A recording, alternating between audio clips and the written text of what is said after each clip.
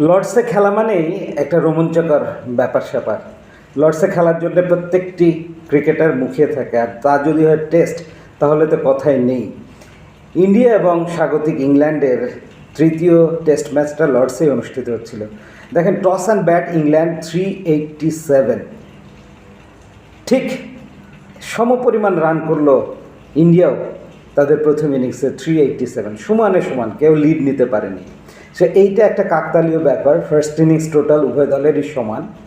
এরপরে ইংল্যান্ড যখন দ্বিতীয় ইনিংসে ব্যাট করতে এলো, তারা 192 রানে গুটিয়ে গেল। ভারতের সামনে 193 রানের টার্গেট। সবাই ভেবেছিল এই রানটা অতিক্রমযোগ্য, চেইজেবল, এবং ইন্ডিয়া হয়তো হেসে খেলে জিতে সিরিজে 2-1 লিড নেবে, কিন্তু তা হয়নি।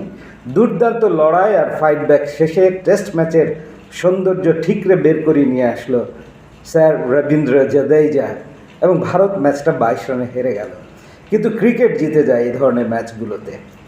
আপনি দেখেন যে 58 রানে 4টা উইকেট এ অবস্থায় শেষ দিন শুরু করেছিল, তখন 135 রান দরকার ভারতীয় দলের, হাতে 6টা উইকেট, সহজ সমীকরণ মনে হচ্ছিল।